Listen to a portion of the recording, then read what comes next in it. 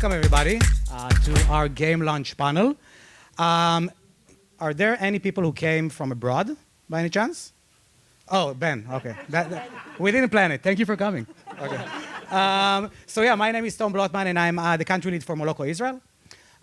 Previously, I've been at companies like Meta and Snapchat. For those of you who don't know Moloco, we are an AI model-based ad platform, both for UA and monetization. And the more interesting part of this panel are the three very talented people that are here. So maybe we can start with a short intro, who you are, maybe a little bit about the experience, and then we'll kick things off. Ladies first, no? Oh, come on. Let's do it by order. Okay. No problem. You're the moderator. Okay, okay. So, Please. Guy, I lead the marketing at Beachbum, part of Voodoo Group. Been with Beachbum for 3.5 years and in the industry for 11 years. Yeah, that's it. Amazing. Maya? Now I need a mic. Now you need a mic. Hi, I'm Maya. I'm working at AppsFlyer. I'm director of product, and I lead the dashboards and APIs for AppsFlyer for the past 2.5 years. And I'm coming from a background of a bit over a decade in the gaming industry. I've done UA and retargeting, all the way to director of marketing at different gaming companies. And yeah, happy to be here. Woo! Hi. So I'm Omer. I'm the VP Marketing of Whalo. If you don't know Whalo, so Whalo is a game developer, the developer of Fish of Fortune. We are a company that's currently growing a new game in this tough era or period of time in the market, in user acquisition, in marketing, and so on. But we're doing quite good, I think. Previously, I was the director of marketing in Play Studios for a couple of years, and just before that, a couple of startups outside of gaming. That's it. Amazing. So we're gonna have around 30 minutes to talk about game launch which is a pretty hefty subject. And hopefully at the end we'll have some time for questions. So if you have any questions, please think about them and ask them when time comes. But let's start from the beginning, getting ready and laying the foundations for game launch. And first thing first, maybe just to kind of like set the scene, what would you say would be kind of like the common launch stages that is kind of like joined to every game launch that is coming? Guy, do you want to? So, yeah. Yeah, please. So regarding game launch, it's interesting because I had the privilege this year to work with Voodoo really close in France. And Voodoo, as maybe some of you know, are kind of kings of examining games, hundreds of games a year. And I think that what makes this special or exciting about how they do it is really strict phases that start with clearly core game testing, which means like secondary retention, playtime, the base of the base, just to see there is stickiness and the users like the game.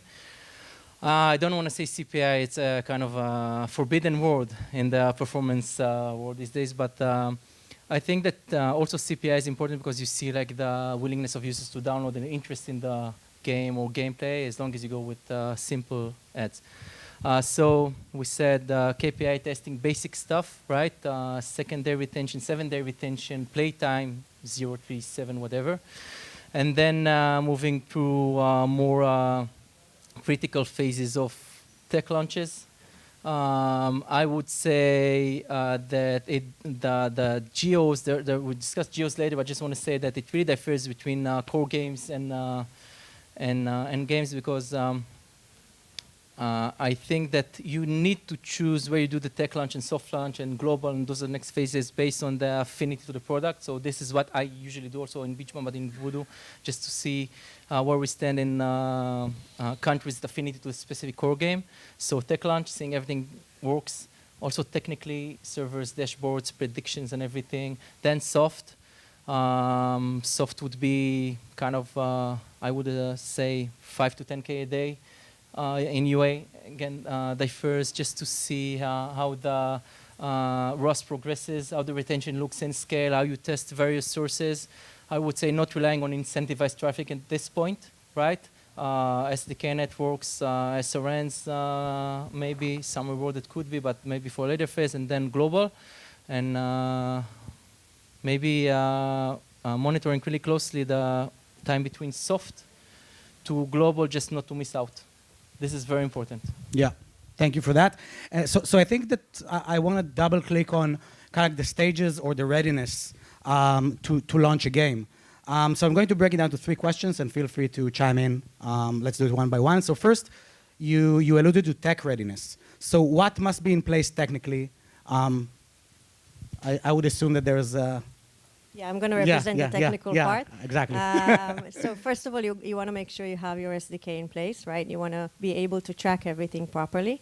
So if you want to do attribution properly and be able to optimize your campaigns moving forward, you want to make sure that you trust your data. If you don't trust your data, you can optimize. You'll be guessing. So I wouldn't even think about launching a campaign before I have a complete trust in my data. And that means that if I chose to work with an MMP, then I want to ensure that my internal BI works properly and there are no discrepancies. And if I choose to trust only my BI platform, then I want to ensure that I have an API in place and I can have all of my data streamed into my BI platform and I can track everything properly. Again, I would say the biggest mistake is to start a tech launch without making sure you are 100% aligned with your data. And that means also in-app events, you want to ensure that you set up everything properly and that you track everything properly, because if you hit the road and you don't have all of your in-app events in place, you'll just be rebuilding everything throughout the launch and like mid-launch, and that'll be a big mess for you and a loss of a lot of money and time. Yeah, that's it. I think for us, from the developer side, at the tech readiness, at the tech launch, let's say, I think one of the most important things, or a couple of important things to need to check, is that you have the stability metrics that are actually showing that they are good. And when I'm speaking about good, everything that I'll be talking about as good, you need to be like in the very green side of good, like way above benchmark, because when you scale, things tend to get worse or lower. So I think in terms of readiness, it's important, and it sounds obvious to think about it, but to make sure that your app is not crashing and it's not having not responsive issues, that the loading time of the game is not heavy, it's not long. You have those metrics in the stores, you have those metrics with the MMPs, with your data partners. You can see the guidelines coming from the reviews. You want to make sure that your game, first of all, works and it's playable and people can actually play it. And you also need to make sure over time as you scale that this is holding. I think one of the biggest mistakes that developers are doing are testing those metrics in a very early stage of the game where they are just starting tech launch in the Philippines or something that it's cheap in CPI in a low volume when it's a very first phase of the game, and then the numbers are okay, and there are some excuses of, okay, here there are some low-end Android devices, it will improve when we're moving to the US or to tier 1. And it doesn't happen when you go for other markets and for scale, and performance of the game is not good yet.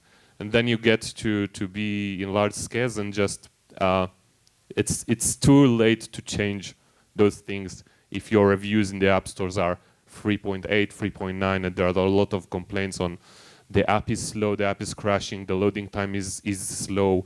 It's really important, first of all, to have a solid and cool game experience or app experience if you're doing app. I think that both of your inputs are extremely important. and I kind of can distill it into we need to make sure that the pipes are working, that pressure test is being actually tested, that the app is usable, the game is usable, and obviously data infrastructure, data integrations, app events, all of those things are extremely crucial for the first step, which is tech readiness, which we should not do anything before we are doing those two things first. So let's move from tech maybe to strategic readiness. What would you say that must be in place before spending on UA from a strategic standpoint?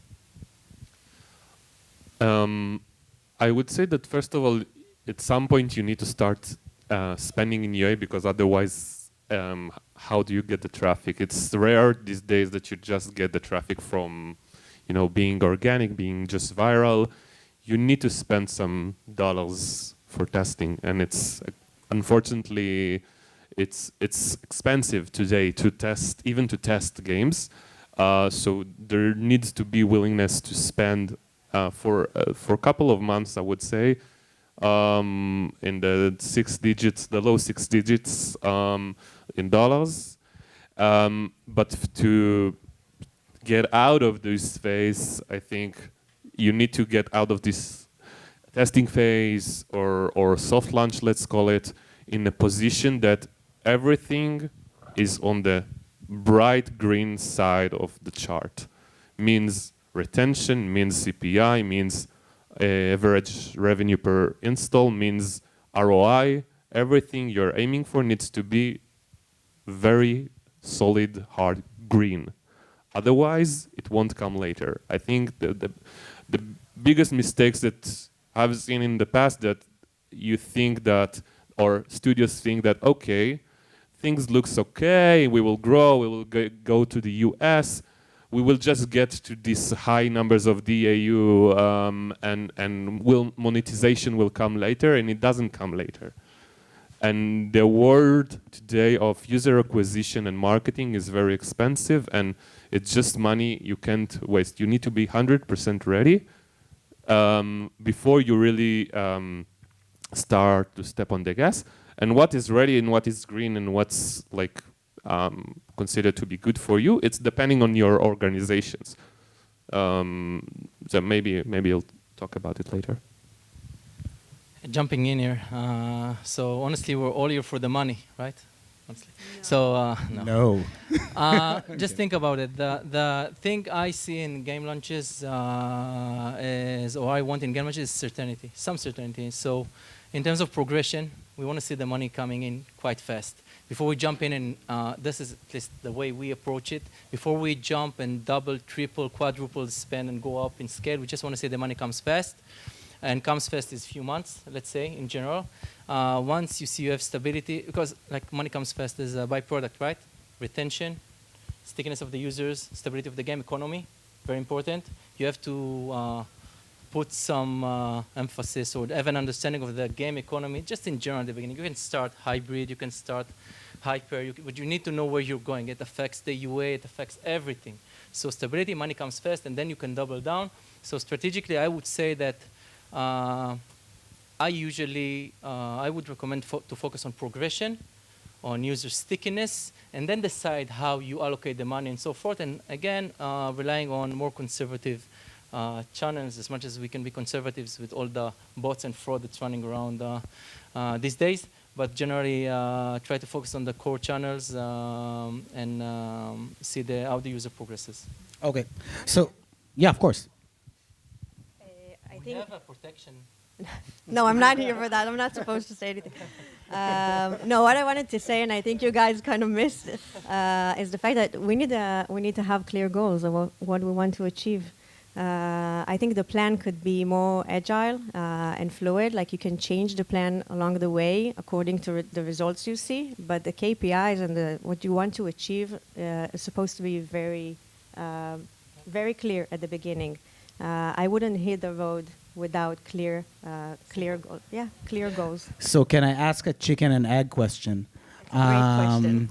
So do we first spend money to feel a bit, the responsiveness for the game to get initial results, and then set up our KPIs and OKRs, or do we first set our KPI and OKRs and then tweak it as we go, or is it something that is happening in parallel at any given moment? I said it and I say it again. No, like no irresponsible spending of money, like throwing dollars on UA channels. From my perspective, again, what we're doing before we have an understanding of progression, how the tech side of the business behaves, how the progression behaves. No, and this is what I said also in the beginning, that you need to be fast on the trigger. If you see that things are going well, yeah, push it up quickly, but just try to see how it goes on small scale before you do it. Okay. Omer? As I said earlier, there's some money need to be spent just when you're launching a new game. Eventually, there's a product team, there is a development team, there's a monetization team, and they need to have some data also for them to optimize the game. Otherwise, how do they know that what they develop out of vision works or out of copying other games? But out of just the scratch that we have data and we have water in the pipes that showed that it works. Definitely go to the largest scale. You need to have a solid goal at the beginning of what is the primary goal that you have. Is it to pay back the investment in marketing in X days? Is it to get to a certain level of revenue? You need to have this goal in front of you and understand how do you reach this goal. And make sure that all the metrics shows that you're heading towards this goal. I can say that what is the goal? It's a different question. I can just say just about a conversation I had this week with someone that is a founder in a very small startup that asked me about payback periods and asked me, for example, if paying back in traditional type of channels within 60 days, if it's feasible, if it's realistic. And my answer was, is it realistic for you? Do you test? And what do you see? What do you aim for? If this is your goal, so maybe it's too aggressive, maybe it's out of benchmark, but you need to know what are your goals and why are those your goals. If it is out there, no, there are not many games that are out there to pay back in 60 days with Uplavin, with Moloco, with whoever. But if it's your goal, so chase it and good luck. but every business needs to know what its goals and why. That's great. And I think that we can talk about strategic readiness quite some time. But let's move maybe to a more tactical question at the same topic, UA readiness. So we have the OKRs and the goals. We have the technical implementation. Now, what would you say would be the next step to kick off the UA from the tactical end or from assets standpoint? So, again, from my and our perspective, how we do it is usually, and my creative team is here. Guys, hello. So we focus on simple gameplay assets, clearly playable ads these days for the channels. You also need playable ads, but focus on simple gameplay, not mislead stuff, not super crazy hooks, not super AI productions and stuff. Those are good for the next phases, just to see if the simple gameplay and everything has to do with just showing the game works for the launch. And I would say that usually with the channels we launch, because you have kind of methodology we do it, we usually have playables in place, usually have videos in place, not a phase to have still static assets and so forth. This is better for later phases. And then test the simple gameplay. This is being done and used until we are certain that the progression is good, that the game is gonna scale. Clearly there are preparations in the background, but until we are not sure it's gonna happen, we don't double down on the creative. Just not to invest too much where it's gonna maybe fail or something. Yeah, that's a good point. Omer, I saw you smiling there, or Maya. Yeah. I'm always smiling. Okay, so I will not take smile as I want to answer smiling this because of the cameraman, not because okay. I think I'm joking. That from a creative standpoint, when it comes to gaming, you definitely want to have playable ads ready at the beginning. These work, and they work really, really well. It is more expensive. It's a bit longer to develop, but it works very well. And you want to be ready with additional creatives to be able to refresh whenever the time comes. Like when you when you see creative fatigue, you want to be able to have your own, the next batch of creatives ready. And I would even recommend to have different versions of your creatives, not just creatives that are taking from the game itself, but also different ones that relates to the game. And again, I'm against misleading ads, even though they work. They work very well for some games. But having different badges or different versions, different stories that the creatives tell is very, very important. So yeah, I agree with everything you said.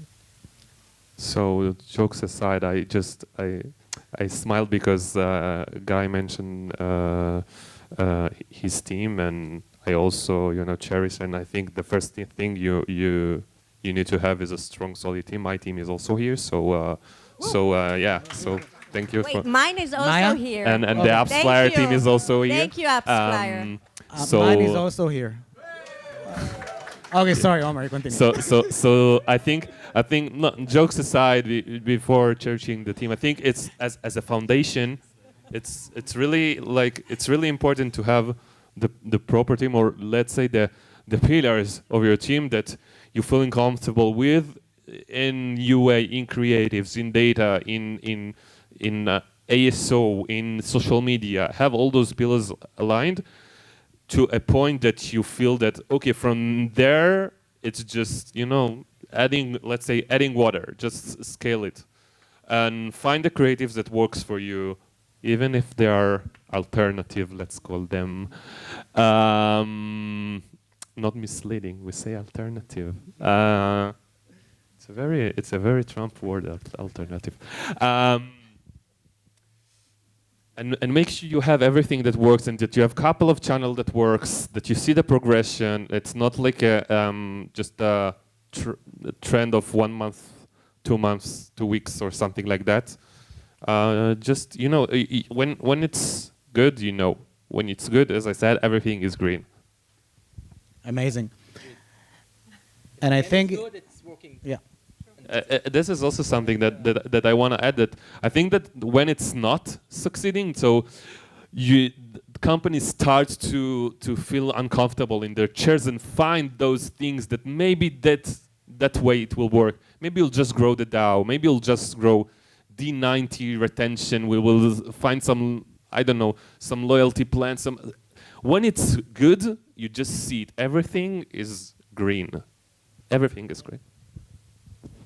We have a consensus, and I love it.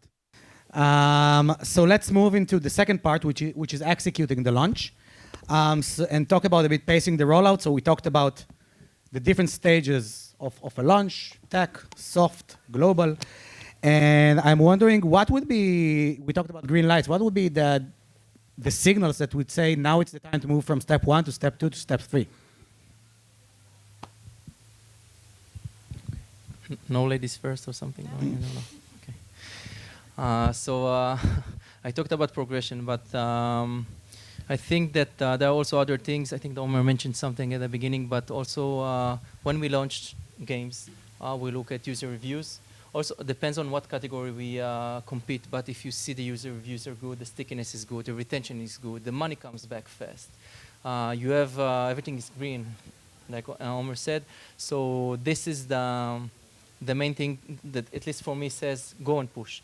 And then there is a clear differentiation between strong IPs, partnership stuff. I won't mention games, but you know them, the big ones that are currently just succeeding, and regular, let's say, generic games.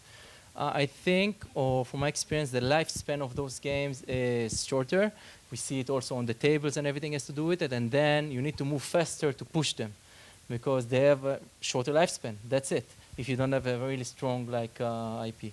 So I think that also from this standpoint, once you see everything is okay, retention is good, progression is good, user reviews are good, tech is fine, push hard, really hard. Aggressive? Hard? Yeah, yes, aggressive hard once everything is good. Again, not 10 times spend. Yes, this is the conservative, but from conservative to launch, this is the discussion. Once you see everything is okay, go aggressive. Don't phase it. On this phasing stage, if you take the 6 months, 8 months, 1 year, you'll have 1 gazillion Chinese developers who will copy your game, probably, or something similar. It could happen, happened. Or Israelis, those Israelis. Yeah. They control the gaming market. No, I actually I want to touch exactly what you just talked about. Sorry. No, it's actually a great segue to aggressive versus conservative rollout, right? We have good and bad for each methodology. What would you say would be the good and the bad for each, or do you have any recommendations around it? So I think with aggressive launch, you'll be learning very fast, but the risk is high and higher than the conservative way because it's not sustainable. I would go with the conservative rollout and where the scale is slower, but you feel more confident about what you do. You learn slower and you scale the campaigns also slowly. But you count on your data, you trust your data, you learn a lot, and it's more sustainable in my opinion. My answer for that is that it really depends on the organization that you are coming from. There are bigger companies that can allow themselves to just launch very aggressively because they have the money. It's their third game or their fourth game. They have a lot of money in the bank. They have previous partnerships with funding for pushing aggressive, and they can allow themselves to take those risks of when you go aggressive. So ROAS may take longer to recoup. We might find that things are breaking up on the way, but we will reach fast to the top of the charts, to making a lot of money and those type of stuff, which is a good strategy. Small companies don't always have this luxury. I can speak from a small startup company. We need to be conservative to some point, being very aggressive on our ROAS goals, seeing this stacking up, because we need to be very responsible about our company, about our business. When we don't have like a gazillion dollars in the bank that okay, we went wrong, no worries, we'll just push it for another 2 or 3 years until we'll find out that it's not working. We can't go wrong. So we're trying to be more aggressive on being conservative, let's say. That's my point. I want to add one more thing on top of that. You always, I guess, as all of you are dealing with this, you always want to operate in a margin positive environment. That's clear, I think. But you don't want to miss out on momentum. And the question is not how much money you have in the bank, how much can be in the bank in 3 months, I think. And if you can spend $1 million now and you know that from the KPIs that you can get those back in 3 months, and we've seen this, so why not?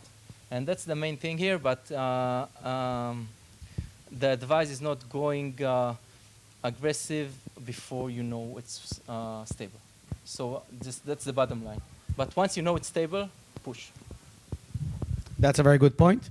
And I think that, yeah, I think there's identifying that the tipping point where you move from going slower or more conservative to going all out is a very important moment to identify, obviously through data. And I want to take us, because we are almost at time. From your experience, and all 3 of you have a lot of experience, I would like to ask about expectation versus reality. How much would you say that your initial plan differ from the reality pre and post launch? I can say for Fish of Fortune that when I came to Whalo, I have some previous opinions about what's considered to be good and what's considered to be okay. And I think today our expectations from ourselves are way above the good, or the excellent is way above what I previously know as good and excellent. So in this term, the expectations and reality contradicts, because in reality we found that we need to be much more competitive and that we actually can. But it wasn't just a ride in the park. It was getting to those right channels and the right monetization curves to find the sweet spot of getting to those paybacks that we're looking for, that are way more aggressive than everything else we knew before.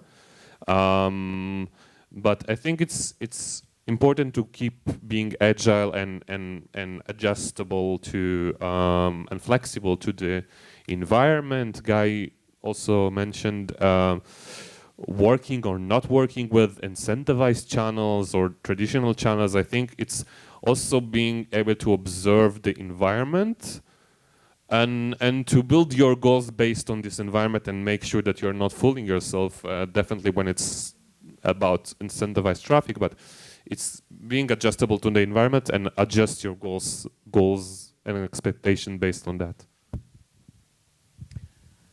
We have more questions, but we have 2 minutes. And I wanted to ask, before going to another question, if there's anyone in the audience that has any question that they would like to ask the panel. Going once, going twice. Let's do another question that I have in the cards.